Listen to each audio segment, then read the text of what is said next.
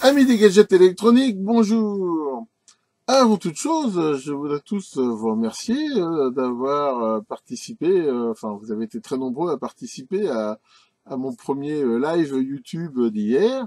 Ça a été une expérience plutôt sympathique, hein.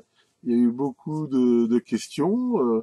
Bon, c'est vrai qu'il y a eu quelques, on va dire, commentaires parasites là, de trolls, de gens qui manifestement ont rien eu à foutre de leur vie, qui a écrit des conneries. J'ai vu que il y a moyen de modérer ça. Enfin, je pense que la prochaine fois, j'essaierai de mettre en place un filtre anti-parasite. Enfin bon, après tout, il suffit de les ignorer. C'est pas très gênant. C'est sûr que ça m'a fait plaisir hein, d'avoir ces échanges avec vous. Donc, j'essaierai de faire ça. Alors, est-ce que ce sera tous les mois, tous les 2 mois? Enfin, je verrai. On approche des fêtes de fin d'année et j'ai trouvé un petit kit, je veux dire, tout à fait en rapport, comme vous allez le voir. Et je pense que c'est toujours intéressant d'essayer d'utiliser ces petits kits hein, pour expliquer un petit peu aussi comment ils fonctionnent. Ça permet aux débutants, je veux dire, à moindre frais, éventuellement, de se faire un petit peu la main, d'essayer de comprendre un peu comment ça fonctionne, voire pourquoi pas de les bidouiller pour s'améliorer.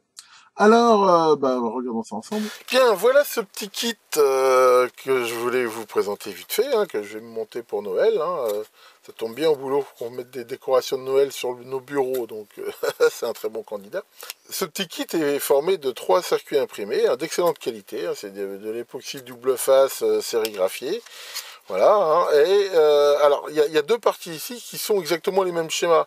Hein, tout à l'heure on va regarder le schéma électronique, et on va voir que c'est un petit oscillateur, mais il y en a 2 identiques.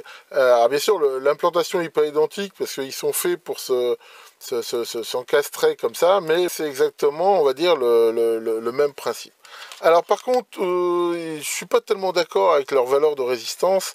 Pour les résistances de 10K ici, je trouve rien à y redire. Par contre, les valeurs ici des résistances qu'ils donnent pour les LED, à mon avis, sont pas bonnes. On verra tout à l'heure dans le schéma, d'abord ils mettent des LED en parallèle, honnêtement pas une bonne pratique, mais avec les valeurs de résistance qu'ils donnent, elles doivent vraiment pas briller très très fort. Donc là, je vais sans doute changer les résistances. D'après mes calculs, il faudrait mettre dans les 220 ohms. Maintenant, ça va peut-être être un petit peu trop comme charge sur les transistors, donc voilà, je pense que je vais mettre dans les 300-330 ohms. Moi, d'après les calculs que j'ai fait, hein, c'est des LED de milli. Elles ont une tension forward d'environ 1,8 volts hein, dans ces eaux-là. Enfin, d'après mes calculs, c'est ce qui ira le mieux. En même temps, ce qu'il faut faire très attention, on peut les mettre comme on veut au niveau de la distribution ici, parce qu'ils disent pas les couleurs. Hein, ils donnent même pas les valeurs des résistances à mettre. C'est pas terrible hein, pour un débutant. L'important, par contre, c'est de ne pas mélanger les groupes. C'est-à-dire que les résistances, elles sont en parallèle. On repère assez facilement toutes celles qui sont ici, voilà, branchées en parallèle. Il faut faire attention que si, par exemple, on met une rouge ici, eh ben, que toutes celles qui sont branchées avec elles soient toutes des rouges. Voilà, c'est la seule précaution qu'il faut prendre. Sinon, on peut mettre ça exactement comme on veut ici. Alors, donc, pour monter ce petit kit, hein, c'est facile, hein, c'est comme d'habitude. On va d'abord mettre les résistances ici à plat, après les LED ou les transistors, enfin les composants. Bon, à la limite, je vais même pas filmer ça. Enfin, je veux dire, là, c'est vraiment chose de très très facile à monter. Hein. Voilà, j'ai fini de monter le kit. Ça prend quand même un petit moment, hein, si on veut faire ça correctement. Alors j'ai fait quelques changements, hein, comme à mon habitude, il faut que je change. Bon alors déjà, donc j'ai pas du tout pris les valeurs hein, des résistances qui étaient préconisées. Pour info, j'ai mis des 270 ohms pour les groupes de LED verte et des 330 ohms pour les autres. Et ce qui donne, enfin c'est ce que j'ai calculé, et qui donne, je veux dire, pour moi, la bonne luminosité. Ensuite, alors normalement on est censé mettre toutes les LED comme ça sur la tranche, ce qui permet de voir le sapin, je veux dire, de façon identique, on va dire, quel que soit l'angle où on le regarde. Mais moi, je n'ai pas trouvé ça terrible. J'ai préféré mettre sur une face ici toutes les LED avec ces petits adaptateurs là, du même côté. Parce que voilà. Moi je préfère, comme ça je pense qu'on voit, ça fait plus de lumière quand on le regarde sous cet angle-là. Bon après c'est pareil, hein, chacun fait comme il veut.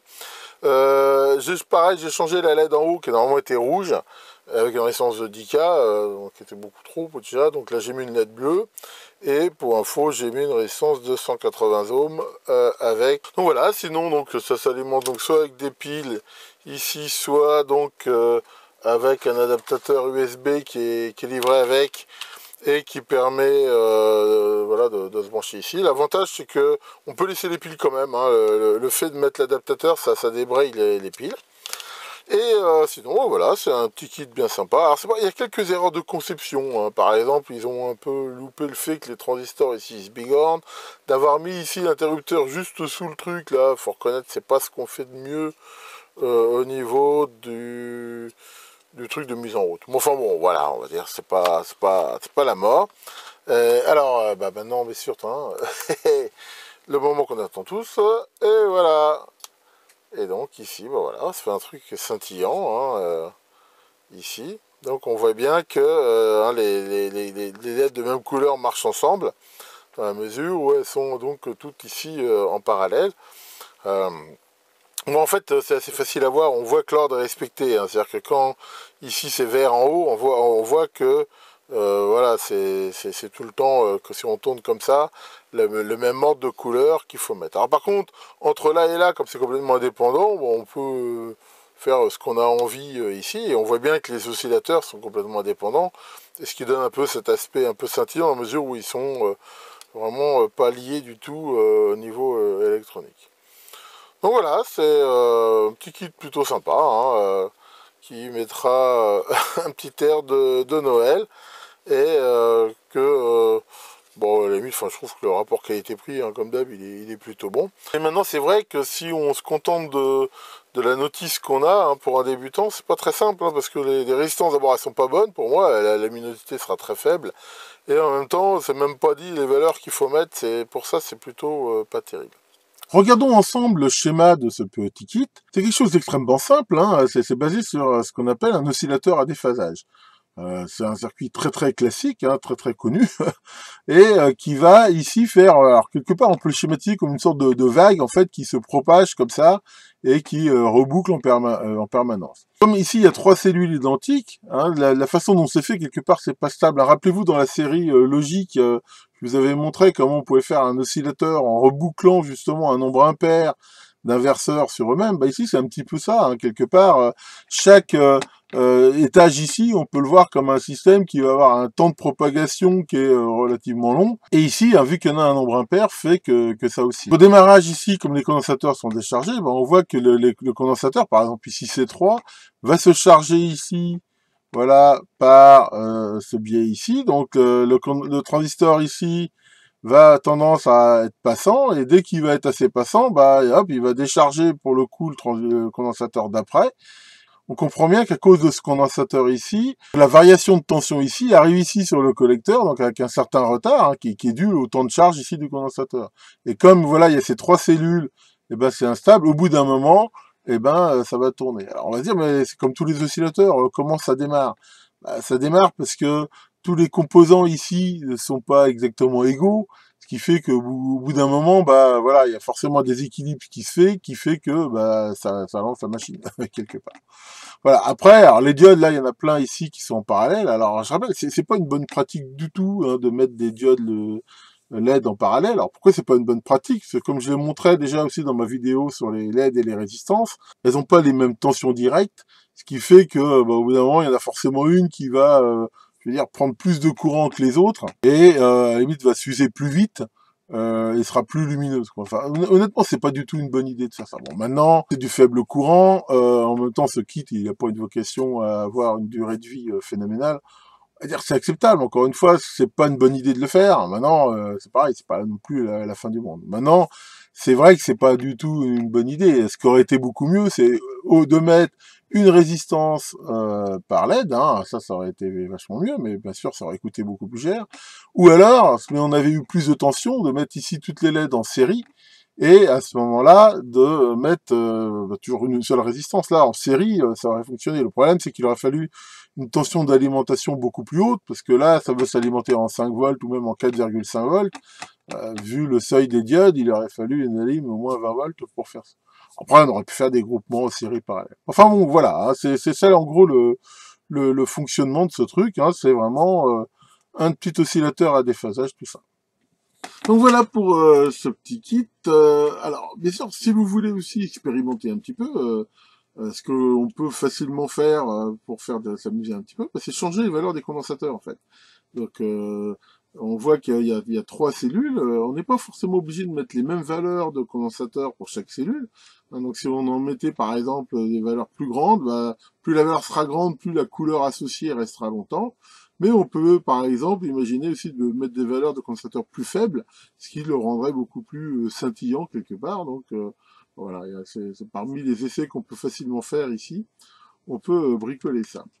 Et Maurice. Alors Maurice, ça t'a plu aussi toi ce live? Oui, tu voulais raconter une histoire drôle? Ah, vas-y, raconte ton histoire. C'est quoi ton histoire, Maurice? C'est quelle est la différence entre l'abominable homme des neiges et l'abominable femme des neiges? Bah, je sais pas, non, c'est quoi? Une abominable paire de... Maurice.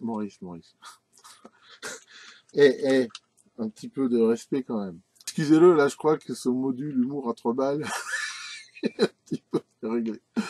Enfin, voilà.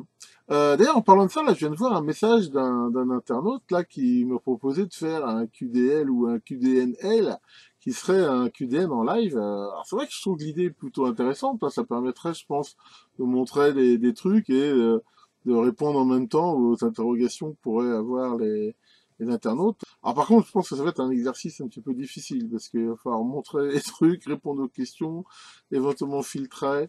Mais je vais y réfléchir parce que je trouve que l'idée peut être intéressante. J'espère que ce petit sapin de Noël vous aura intéressé. Bon allez, de toute façon, moi je vais me remettre quand même sur mon projet de CNC laser. Je vous souhaite à tous un excellent dimanche et bien sûr à très bientôt pour de nouvelles vidéos.